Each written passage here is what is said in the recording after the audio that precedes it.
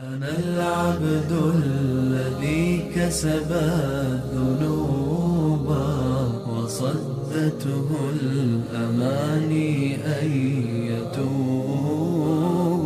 أنا العبد الذي يضحى حزينا. بسم الله الرحمن الرحيم. الحمد لله رب العالمين، والصلاة والسلام على أشرف الأنبياء والمرسلين سيدنا محمد وعلى آله وصحبه أجمعين. أما بعد، السلام عليكم ورحمة الله وبركاته. إنسان jinlarni imtihon qilish uchun yaratgan va bu imtihonda muvaffaqiyatli o'tgan bandalariga jannatlarda ko'z ko'rib quloq eshitmagan ne'matlarni tayyorlab qo'ygan Alloh subhanahu va taologa hamdu sanolar bo'lsin. Va bu imtihondan qanday o'tishlik yo'lini amaliy va nazariy o'rgatib ketgan taqvodorlarning ustozi Rasululloh sollallohu alayhi vasallamga, ahli oilasiga va ashoblariga salovatu salomlar bo'lsin. Alloh subhanahu va taolo bizlarni imtihon uchun yaratar ekan, bizni chalg'itishlik uchun shaytonga imkoniyatlarni berib qo'ydi va bizni har tomonimizdan kelib to'g'ri yo'ldan adashtirishga harakat qiladi. Va Alloh taolo rahm qilgan kishilargina shaytonning hiylasidan omonda qoladi. Lekin Alloh taolo u shaytonga ko'p imkoniyatlarni berishlik bilan insonlarni ham hech xabarsiz tashlab qo'ymadi. Balki o'zini huzuridan kitoblarni nozil qildi va insonlarni ichidan ularni ogohlantiruvchi payg'ambarlarni yuborib qo'ydi. Va u Allohning elchilari shaytonning barcha yomonliklaridan ogohlantirib ketdi. Va bu yomonliklarni asosiy kattalaridan ehtiyot bo'lib saqlansak, boshqa kichkinalarini kechirib yuborishlikni Alloh taolo bizlarga va'da berdi. Mana shu saqlanishimiz kerak bo'lgan katta gunohlardan uchinchisi sehrdir. Rasululloh sollallohu alayhi vasallam aytadiki, "Fajtanibu sab'al mubiqot." 7 ta halok qiluvchi narsalardan saqlaninglar. Bulardan birinchisi shirk, ikkinchisi nohaq odam o'ldirish va uchinchisi sehrdir. Va boshqalarini ham zikr qildi. Alloh taolo Qur'oni Karimda aytadi: "A'udhu billahi minash shaytonir rojim. Va ma kafara Sulaymanu walakinnash shayatin kafaru yuallimuna an-nasa as-sihr." Sulaymon alayhissalom kufr keltirmadi, lekin shaytonlar insonlarga sehrni o'rgatib kofir bo'ldilar. Shayton alayhillana insonlarga sehrni o'rgatishligidan maqsadi faqatgina ular Allohga kufr keltirishidir. Sehrni o'rganishlik kufr ekanligini bayon qilib, boshqa oyatda Alloh taolo aytadi: "Va ma yuallimani min ahadin hatta yaqula innama nahnu fitnatun fala takfur."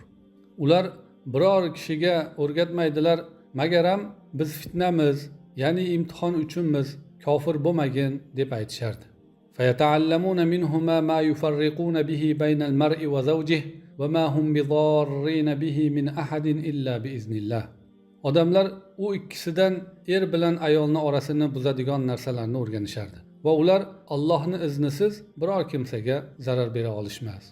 Sehr bu tugun bog'lash, o'qish va dam urishlikdan iborat shayton zarar beradigan narsalardir. Bu sehrni ba'zisi insonni o'limga olib boradi, ba'zisi aqlini ketkizadi, ba'zisi insonni birovga qattiq bog'lab qo'yadi va ba'zisi birovdan qattiq sovutib qo'yadi. Sehrni turlari juda ko'p. Agar sehr qiluvchi shaytonlar bilan muloqot qilib, ularga itoat qilib, ularga sig'inib bo'yin sunsa, kofir bo'ladi. Va agar unday bo'lmasa ham gunoh kabiralardan bo'ladi va valiyil amr u sehrgarlarni o'ldirish kerak bo'ladi. Hattoki tavba qilsa ham. Chunki tavba qilsa, uni ishi Allohga bo'ladi. Agar tavba qilmasa, jahannamda abadiy qoluvchilardan bo'ladi. Chunki sehr yer yuzidagi eng katta fasod va eng katta yomonlikdir. Bu fasod hozirgi bizni davrimizda juda keng tarqagan. Odamlarning ichida juda oddiy holatga aylanib ketgan. Birovni yomon ko'rib qolsa ham darrov folbinga boradi, sehr qildirib keladi.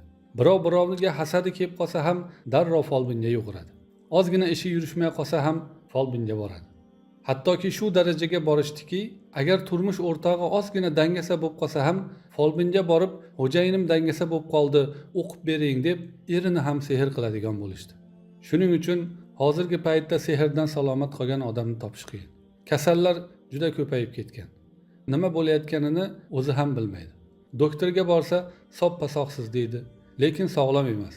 Hali boshi og'rigan, hali oshqozoni og'rigan, yuragi doim siqilib yuradi. Nimadanligini o'zi ham bilmaydi.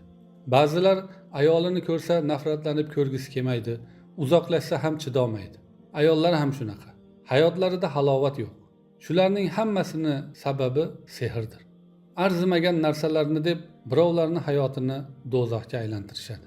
Shu ishni qilayotganlar bilishsinki, juda og'ir gunohni yelkasiga olishyapti. Hattoki iymonlaridan ayrilishligi mumkin. Rasululloh sallallohu alayhi va sallam aytadi, Abu Hurayra radhiyallohu anhu dan rivoyat qilinadi: "Man ata kahinan aw arrafan fasaddaqahu bima yaqul faqad kafara bima unzila ala Muhammad." Kimki folbinga kelsa va uni aytgan gapiga ishonsa, ya'ni uni tasdiqlasa, Muhammadga nozil qilingan narsaga kofir bo'libdi dedi.